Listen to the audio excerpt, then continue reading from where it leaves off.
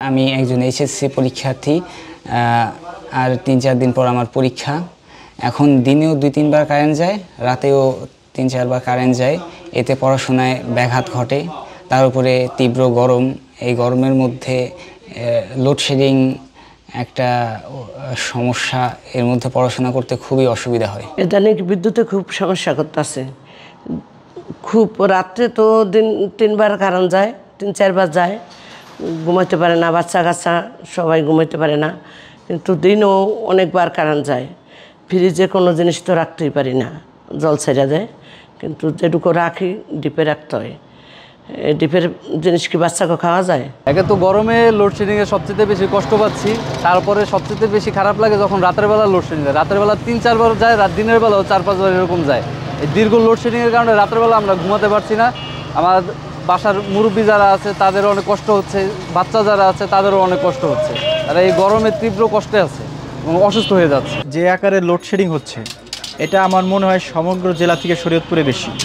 এখন আপনারা আমার দোকানে আছেন, দেখুন লাইট আছে, ফ্যান আছে, কিছুই চলছে না, একদম অতিষ্ঠ গরম। এবং ফ্রিজের যে প্রোডাক্টগুলো থাকে, এই ফ্রিজের এই প্রোডাক্টগুলোর ভিতরে আমাদের ম্যাক্সিমাম যেই ইনসুলিন থাকে বা সাবুজিটার যেগুলো থাকে, এগুলার যেই গরমের কারণে এগুলার মানসম্মত ওই রকম থাকে কিনা তাও সন্দেহ।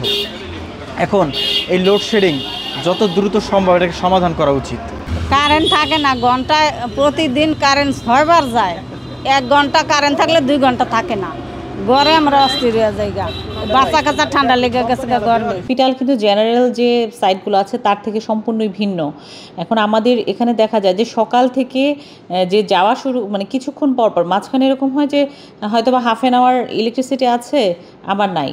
তো এই ব্যাকআপটা দেওয়ার জন্য আমাদের জেনারেটর সার্ভিসটা খুব ভালোভাবে চালু রাখতে হচ্ছে। আর একটা কথা হচ্ছে যে আমাদের 2:30টা পর্যন্ত কিন্তু ইমার্জেন্সি ওটিগুলো চলে, ইমার্জেন্সি প্লাস রুটিন ওটিগুলো চলে।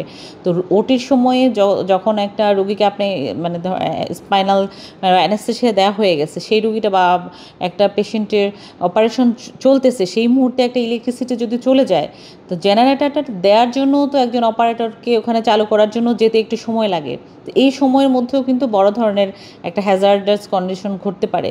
তো সেটা তো আমাদের স্বাভাবিক কর্মকাণ্ডে খুবই বিঘ্নিত হচ্ছে।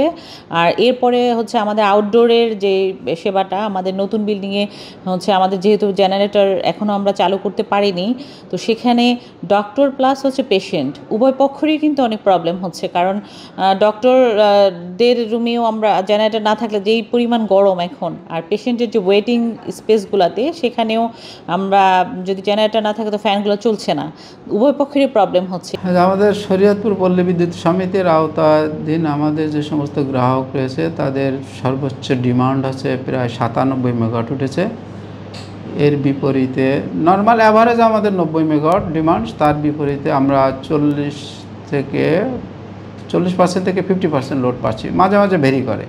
তো 50% লোডশেডিং যদি লোড আমরা পাই, তাহলে গ্রাহকদেরও সেরকম আমাদেরকে 50% লোডশেডিং করা লাগতেছে।